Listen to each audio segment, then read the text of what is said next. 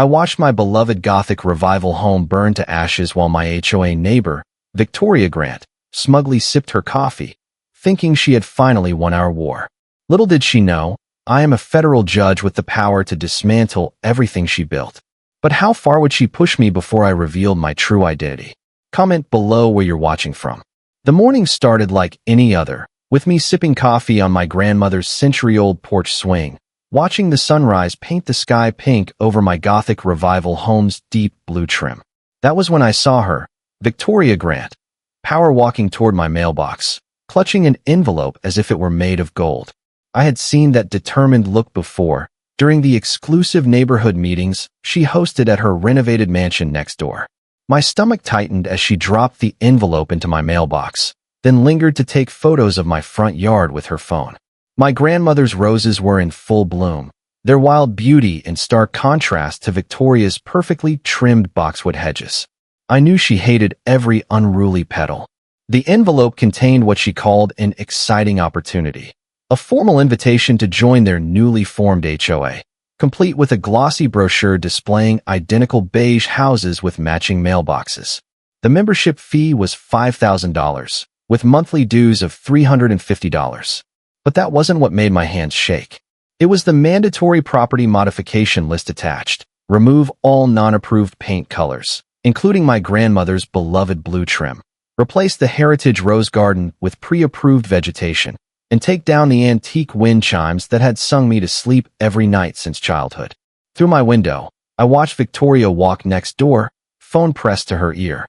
"Yes, I just delivered the final invitation," she said, her voice carrying that artificial sweetness that made my skin crawl. "She has to join now. Her house is the last holdout on the street. Once we get her property in line, this neighborhood's value will skyrocket." That evening, I walked to Victoria's house, invitation in hand. Her doorbell played a chime version of "We Are the Champions." Of course it did. She answered wearing a neighborhood watch captain badge, her lips stretched in what she probably thought was a welcoming smile. "I've reviewed your invitation," I said, keeping my voice steady. "I need to decline. This house has been in my family for 3 generations, and I intend to preserve its historic character." Her smile vanished faster than free samples at a bake sale. "You don't understand," she said, leaning forward. "This isn't really an invitation. The HOA has already been registered. Your property is surrounded by HOA members. You have to join." I pulled out the property maps I had researched that afternoon. "Actually, that's incorrect. My deed predates any HOA agreements, and I have no legal obligation to join. 20 years of legal experience had taught me to always do my homework." Victoria's face turned an interesting shade of red. "Listen here," she hissed, dropping the fake niceness. "This neighborhood is changing. Progress is happening. If you don't get with the program, things might get difficult. Accidents happen to houses that don't meet code. Citations get filed. Fines add up." I met her gaze steadily. "Is that a threat, Mrs. Grant?" She stepped back, her sugary smile returning. "Of course not.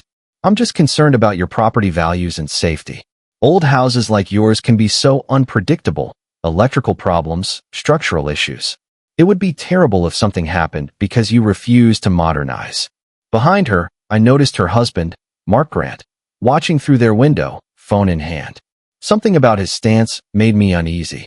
I nodded politely and turned to leave. A week later, my house burned to the ground. I stood on the sidewalk in shock, watching the flames consume generations of history. Victoria stood across the street, watching with a smug smirk, a coffee cup in her hands. She thought she had won, but she had no idea who she was dealing with. She didn't know I was a federal judge. She didn't know I had spent years prosecuting corruption cases. And she definitely didn't know that I was already gathering evidence against her. For months, I worked quietly. I convinced the FBI to wire up a former HOA treasurer for a meeting with Victoria. The recording captured everything. Her bragging about their next targets, joking about which houses might have electrical problems, and threatening to make the treasurer disappear if she ever talked. The final piece fell into place when I discovered why she had targeted my house specifically. Hidden in the city archives was an old map showing a planned shopping center expansion. Victoria's developer friends had inside information. My property was key to their project. They had already bought the surrounding land through shell companies, but my house was the linchpin. Without it, Their entire multi-million-dollar plan would collapse. The night of the next HOA meeting, I walked into the community center, heart pounding. Victoria stood at the front, flipping through her PowerPoint presentation, likely filled with fake violation photos. The property at 247 Maple Street has been declared a public nuisance, she announced, her voice echoing through the room. As per our emergency powers, we will be moving forward with immediate redevelopment plans. Any objections? I object, Mrs. Grant, I said, my voice cutting through the room like a knife. Every head turned. I walked slowly down the aisle, heels clicking against the tile floor. Victoria's smirk flickered but quickly returned. Well, she sneered. Come to finally admit defeat. I reached into my briefcase and pulled out a thick folder. Actually, I'm here to present some evidence of my own. I spread photographs across the table, security footage of her and her board members trespassing on my property the night of the fire. I pulled out bank records, emails, even text messages about making sure the electrical fire looked accidental. The room erupted in gasps. Victoria's hands started shaking. This is ridiculous. You can't just. I reached back into my briefcase one final time and pulled out my judicial robes. Rebecca Lawson, I announced, slipping them on. Federal judge, currently presiding over United States versus Grant et al., a RICO investigation into corruption, fraud, and criminal conspiracy. Her coffee mug slipped from her fingers, shattering on the floor. The FBI burst through the doors. As they led Victoria and her board members away, my neighbors erupted in applause. Years of fear and intimidation had finally broken. 6 months later, as I sipped coffee on my rebuilt porch, I smiled, knowing that justice might move slowly, but it always arrives at the right destination. 1 week, Victoria called after me. You have 1 week to reconsider before the HOA board meets to discuss enforcement options. Walking home, I noticed new faces peering from their windows. Victoria's HOA allies, no doubt. Something told me this wasn't going to end with a simple declined invitation. That night, I installed security cameras around my property, documenting the current condition of everything. Years of legal experience had taught me to trust my instincts, and right now, they were screaming that Victoria Grant was just getting started. What I didn't realize then was that this wasn't just about property values or Gothic revival aesthetics. In over 2 decades of dealing with power-hungry individuals, I had never encountered someone like Victoria. As I fell asleep to the gentle chime of my grandmother's antique wind chimes, I had no idea that this was just the beginning of a war that would change everything, and that my beloved home would become its first casualty. But Victoria had made one crucial mistake in choosing her target. She just didn't know it yet. The morning began with Victoria's shrill voice outside my window. Look at that ghastly purple trim. It's destroying our property values.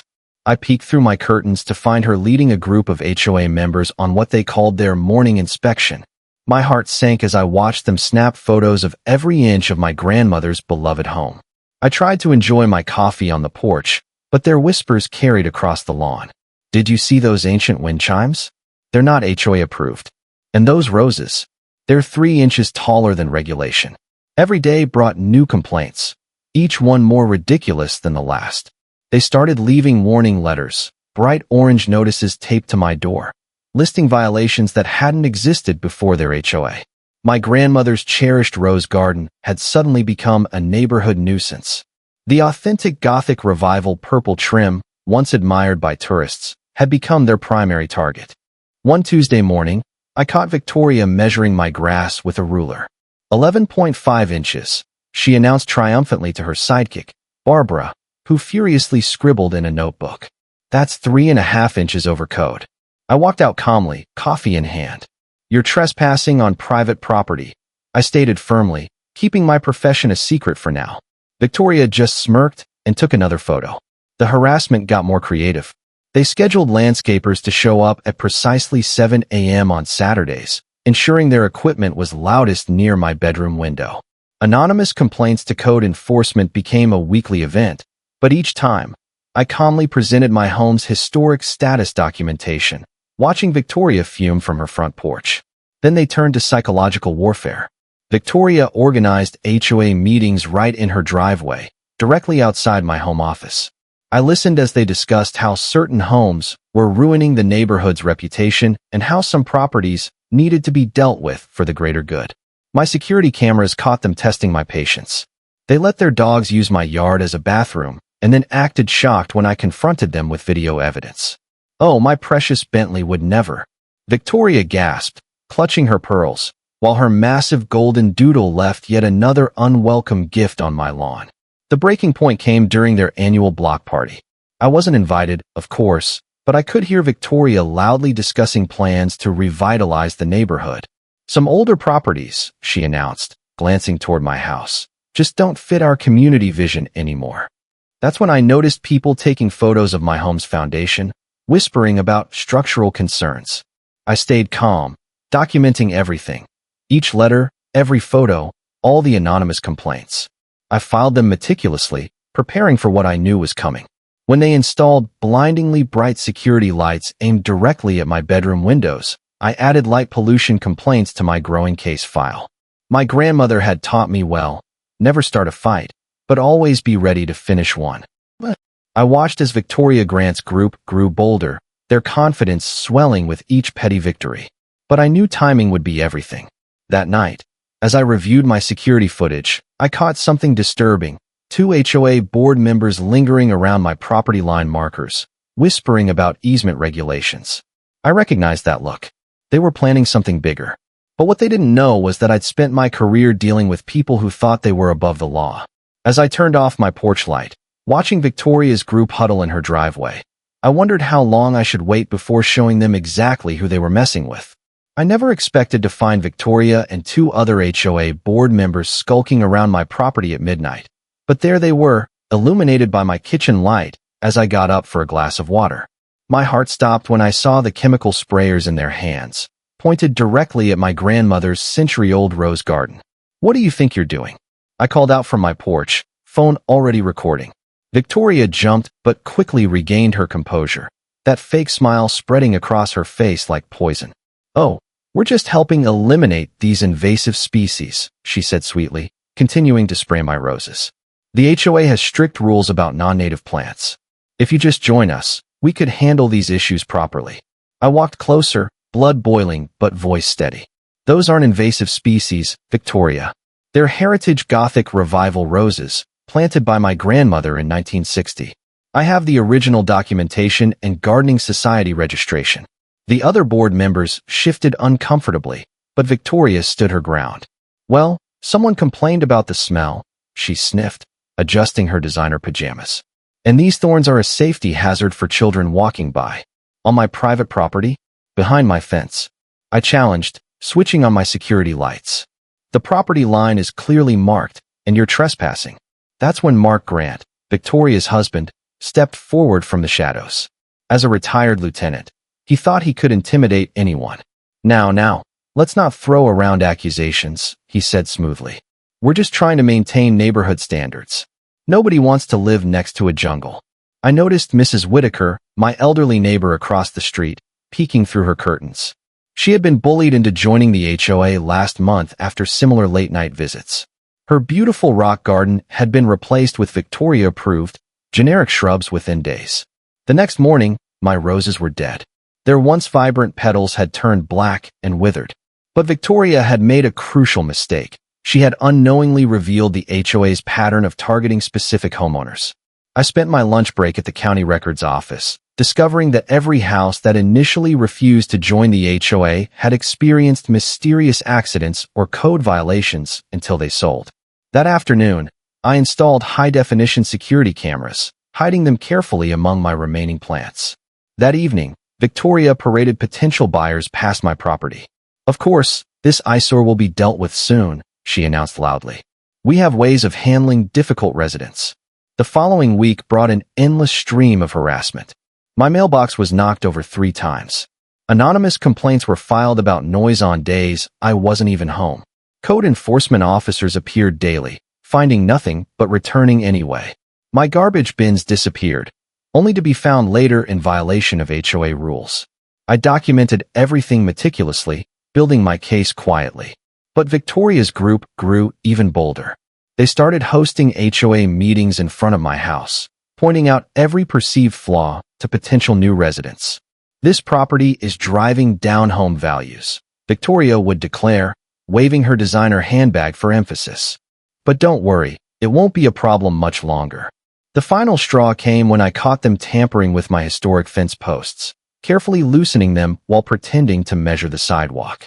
That night, as I reviewed my footage, I realized something. It was time to stop playing defense. I made a call. The next morning, Victoria's smug confidence faltered as 2 county inspectors and a lawyer from the state's Historic Preservation Office arrived at her doorstep. I had reported the HOA's repeated violations, including unauthorized destruction of historic property. By the time they were finished, Victoria had received multiple citations and a formal investigation into HOA misconduct had begun. But I wasn't done yet. A few days later, at the next HOA meeting, I walked in uninvited. All eyes turned toward me. I placed a thick file on the table, the compiled evidence of their harassment, violations, and illegal activities. "I've spent 20 years handling legal disputes," I said calmly. "And let me be clear, what you've done is not only unethical, but illegal." Victoria's face turned pale. Mark shifted uncomfortably. The board members whispered nervously. "Consider this your final warning," I continued. "You leave me, and the other homeowners, alone, or I'll take this case to court." For the first time, Victoria had nothing to say. By the end of the month, several board members resigned. Homeowners who had been bullied into compliance started pushing back. The power Victoria once wielded was crumbling.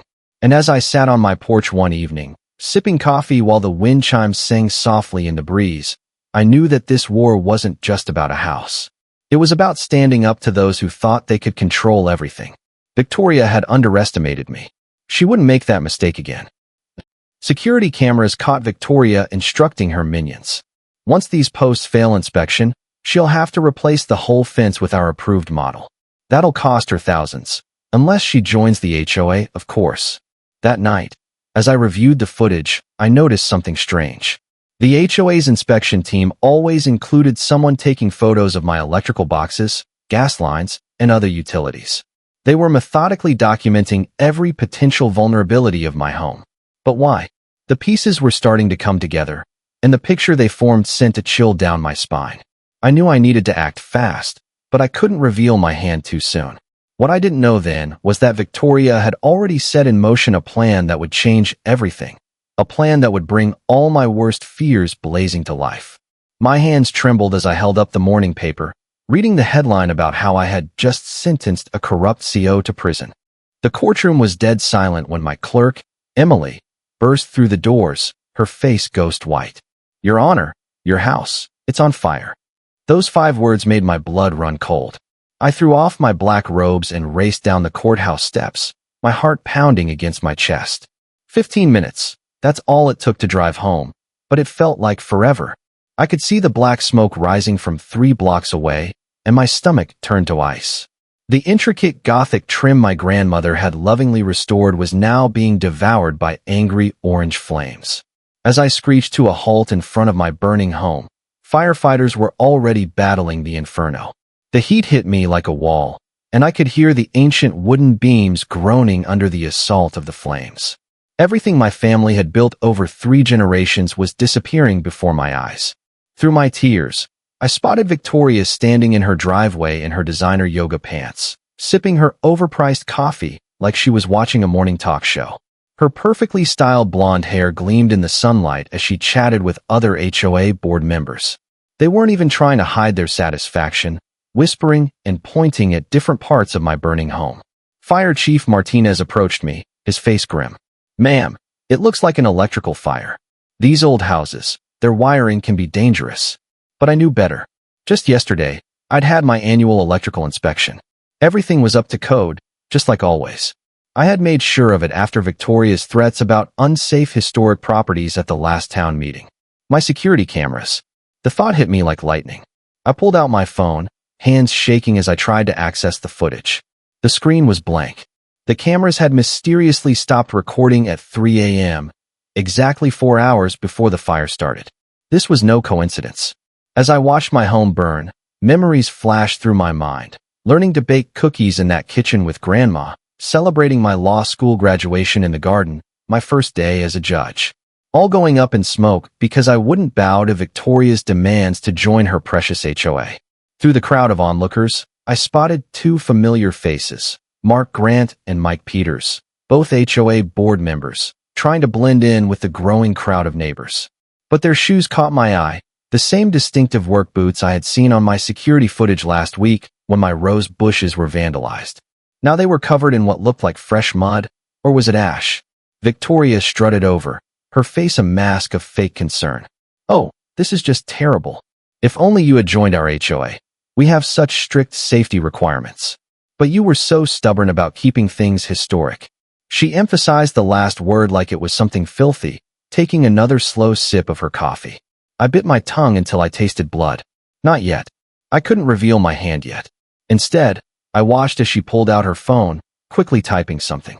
Moments later, I overheard another neighbor talking about a fantastic deal on premium land that had just been listed in an exclusive real estate group. The fire department finally got the flames under control, but the damage was irreversible.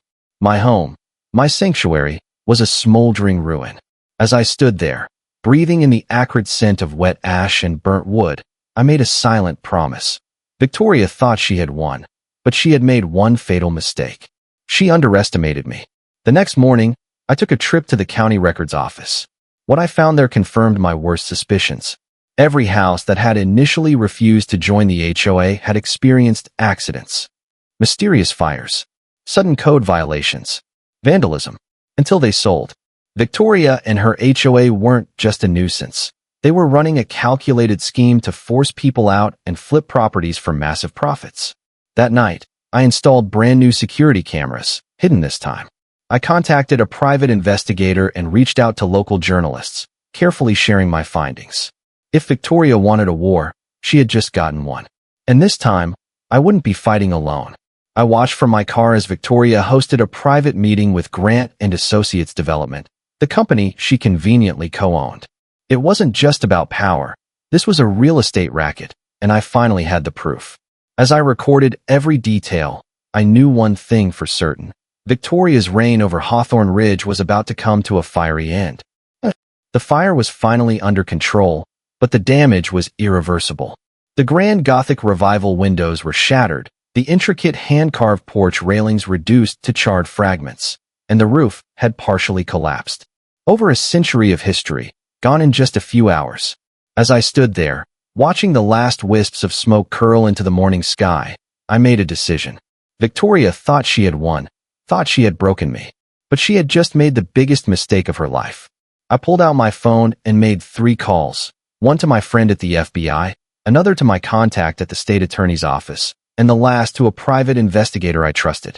I caught Victoria watching me from across the street, her usual smug expression flickering with something else, uncertainty. She didn't know who I was calling, but my stance alone must have unsettled her. Good. Let her worry. Because while my house lay in ruins, my true power had nothing to do with property and everything to do with justice. The sun climbed higher as I bent down and picked up a small, charred piece of the deep green trim that had once lined my grandmother's beloved home. She had always told me that sometimes you have to lose everything to find the strength to fight back. Looking up at Victoria's feigned concern as she whispered to her HOA lackeys, I knew exactly what I had to do next. But first, I needed to understand just how deep this HOA's corruption went. While Victoria pranced around the neighborhood, spreading rumors that I had burned my own house down for insurance money, I was quietly pulling threads that would unravel her entire empire. My first breakthrough came from an old law school friend, now a real estate investigator. He found something odd. Every house that had mysteriously burned in Hawthorne Ridge over the past 5 years had been sold to the same shell company. The owner? Victoria's sister-in-law. My hands trembled as I pored over the property records. Each page revealed a pattern too calculated to be mere coincidence. Determined, I hired a private investigator. He tracked down former residents who had lost their homes under similar circumstances. Their stories mirrored mine exactly. Relentless harassment to join the HOA, followed by sudden code violations, vandalism, and then, if they still refused, mysterious fires or accidents. Most had been worn down into selling their homes for a fraction of their worth to Victoria's investment group. One elderly man, Mr. Alvarez, broke down in tears describing the night his garage burned down, taking with it decades of family memories, just a day after he refused to sign over his property. The real breakthrough, however, came from an unexpected source, Victoria's former HOA treasurer. She reached out through my attorney, requesting a private meeting in a quiet diner 2 towns over. Over coffee, she slid a USB drive across the table, her hands shaking. 5 years of HOA financial records. With a trembling voice, she explained how Victoria had forced her to manipulate the books, threatening to expose her undocumented status if she didn't comply. I stared at the data on my laptop that night, horrified. The documents showed hundreds of thousands of dollars in untraceable cash deposits, each one arriving just weeks after an accidental fire. As I worked through sleepless nights connecting the dots, another realization hit me. Mark Grant, Victoria's husband, hadn't just retired from the police force. He had been the district's lead fire investigator. And every suspicious fire in our neighborhood had been swiftly ruled an accident, with no further questions asked. The insurance companies had paid out millions based on his reports, funneling that money straight into Victoria's real estate empire. My security cameras had captured more than just arsonists. They had recorded weekly meetings at Victoria's house, where developers from Grant and Associates Development gathered, salivating over plans to bulldoze historic homes and replace them with luxury condos. One developer, a man named Richard Calloway, had even bragged about bribing city officials to fast-track zoning changes once Victoria secured enough properties. Her strategy was clear: target homes in prime locations, especially those with historic value that couldn't easily be replicated. First, she'd use HOA rules to make life miserable for homeowners. If that didn't work, she'd escalate to vandalism, anonymous complaints, and threats. And if the homeowners still refused to sell, then came the fires. Late one night, buried in old county records, I found the final piece of evidence: the smoking gun. Victoria had done this before. 3 other historic neighborhoods in neighboring counties had suffered the same fate. Once vibrant communities reduced to ashes, their lands swallowed up by Grant and Associates Development. Now, standing amidst the ruins of my grandmother's home, I knew I wasn't just fighting for myself anymore. I was fighting for every family she had victimized. And I wasn't going to stop until Victoria, Mark, and everyone involved paid for what they had done. She'd move in, form an HOA, drive out resistant homeowners, then sell the consolidated properties to developers for millions. She had even won community service awards for neighborhood improvement. The evidence was damning, but I needed more. I convinced the FBI to wire up the former treasurer for a meeting with Victoria. The recording captured everything. Victoria bragging about their next targets, joking about which houses might have electrical problems, and threatening to make the treasurer disappear if she ever talked. Each day, I watched Victoria strut around the neighborhood, planning her next move, while I secretly built my case. She had no idea that every smug wave, every fake sympathetic comment about my tragic accident, was being documented. Her arrogance would be her downfall. The final piece fell into place when I discovered why she had targeted my house specifically. Hidden in the city archives was an old map showing a planned commercial development. Victoria's developer friends had inside information. My property was key to their plan for a luxury shopping complex. They had already bought the surrounding land through shell companies, but my house was the linchpin. Without it, their entire multi-million-dollar project would fail. As I organized the evidence for the FBI, Victoria's desperation grew. She filed daily complaints about my unsightly property, now just a burned-out shell. She even had the nerve to propose a special HOA assessment to clean up my lot, money that would go straight into her pocket. Little did she know, every move she made only strengthened my case. I stood outside the community center, my heart pounding as I watched Victoria stride through the entrance, carrying her signature coffee mug and a stack of papers. Tonight's HOA meeting would be different. After 6 months of careful planning, I was finally ready to show her exactly who she had been messing with. Through the window, I could see her setting up her PowerPoint presentation, probably filled with more fake violation photos and made-up rules. My hands trembled slightly as I touched my judicial robes, neatly folded in my briefcase. The weight of the FBI wire under my blazer reminded me that everything had to be perfect. The property at 247 Hawthorne Lane has been declared a public nuisance, Victoria's voice boomed through the room as I quietly opened the door. As per our emergency powers, we'll be moving forward with immediate redevelopment plans. A chorus of confused murmurs filled the room. My neighbors, the decent ones who had been too scared to stand up to her, shifted uncomfortably in their plastic chairs. Any objections? Victoria smirked, scanning the room with her beady eyes. No? Well then, let me show you our exciting plans for. I object, Mrs. Grant. My voice cut through the tension like a knife. Every head turned toward the entrance as I walked slowly down the center aisle, my heels clicking against the linoleum floor. Victoria's smirk flickered for a moment, but she quickly recovered. Well, come to finally admit defeat? Your burned-out wreck of a house is quite the eyesore. We're doing you a favor, really. She took a long sip from her coffee mug, that same smug smile she wore while watching my home burn. I reached into my briefcase, pulling out a thick folder. Actually, I'm here to present some evidence of my own. I opened the folder, spreading out photographs across the table. These security cameras still show you and your board members on my property the night of the fire. Interesting timing, don't you think? Victoria's face twitched. Those could be anyone, and besides, you can't prove. Oh, but I can. I pulled out more documents. Bank records showing mysterious payments to your shell company after each distressed property sale. Emails discussing your plans to force out non-members. And my personal favorite, your text messages about making certain homes disappear. The room fell silent. The HOA members who had blindly followed Victoria shifted nervously. Some even stood up, quietly inching toward the exits. But I wasn't done yet. And let's not forget, I continued, these official reports, all signed by your husband, Lieutenant Grant, ruling every single fire and accident, conveniently paving the way for your real estate acquisitions. The color drained from Victoria's face. She reached for her phone, but it was too late. You won't be needing that. A voice called from the back. The doors swung open, and FBI agents streamed into the room. Victoria Grant, you're under arrest for conspiracy, fraud, arson, and multiple counts of racketeering. The room erupted into chaos as Victoria tried to protest, but the handcuffs snapped around her wrists. I watched as her coffee mug slipped from her fingers, shattering against the tile floor. As the agents led her away, I exhaled slowly. Justice had finally caught up with Victoria Grant, and Hawthorne Ridge would never be the same again. Sure, the electrical fire looked accidental. The room erupted in gasps and whispers. Victoria's hands started shaking, coffee sloshing over the rim of her mug. This is ridiculous.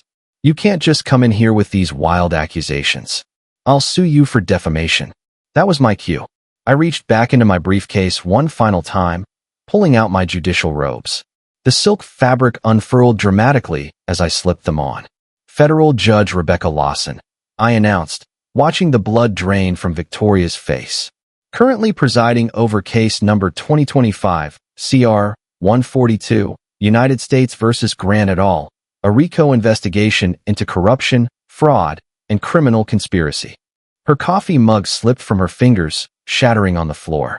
The hot liquid splashed across her designer shoes, but she didn't even notice. Her mouth opened and closed like a fish out of water. FBI. Nobody moved. Right on cue, agents burst through both doors, badges raised.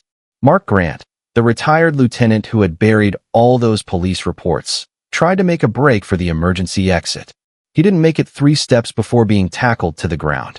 I walked up to Victoria, who had collapsed into her precious president's chair. You know what the biggest mistake criminals make? I asked, picking up the gavel she had once used to sentence my home to destruction. They get so caught up in their own power, they forget to check who they're really dealing with. I smacked the gavel onto the table. Meeting adjourned. The click of handcuffs echoed through the room as the FBI led Victoria and her board members away. My neighbors erupted in applause, years of fear and intimidation finally broken. As I packed up my evidence, old Mrs. Whitaker from across the street hugged me, tears in her eyes. We should have helped you fight them, she whispered. I hugged her back, watching Victoria being escorted to a waiting police car. Sometimes, I said quietly, justice needs to take the long road to make sure it arrives at the right destination.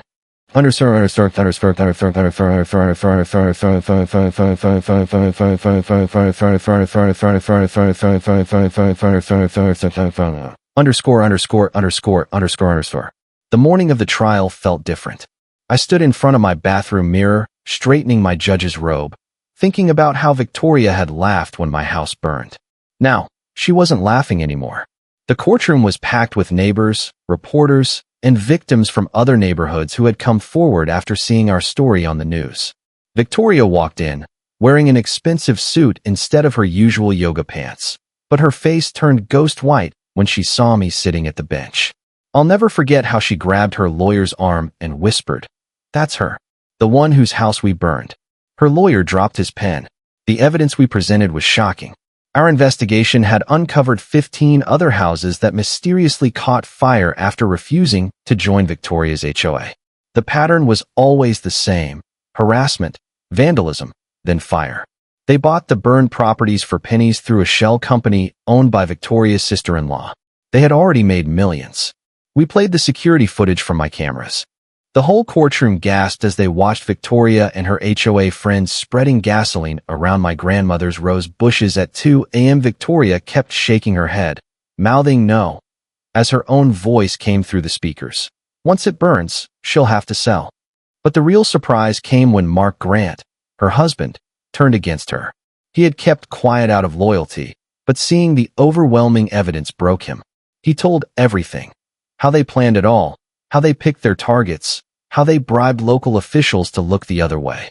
Victoria screamed, "Liar," so loudly that the bailiffs had to remove her from the courtroom. One by one, people stood up to tell their stories. Mrs. Alvarez, the retired teacher who lost her family photos. The Sharma family, whose grandfather's ashes were destroyed. Each story made Victoria shrink smaller in her chair. Her designer suit couldn't hide how scared she was now. When I read the verdict, my voice didn't shake. 25 years for Victoria Grant, 15 for each board member. As Victoria was let out in shackles, she finally looked at me. "This isn't over," she hissed. I simply smiled. "Oh, but it is." Their faces showed they finally understood. No amount of money could save them from justice. Victoria tried to give a speech about how she was only protecting property values, but I cut her off, just as she had silenced me whenever I tried to defend my grandmother's roses. That was 6 months ago.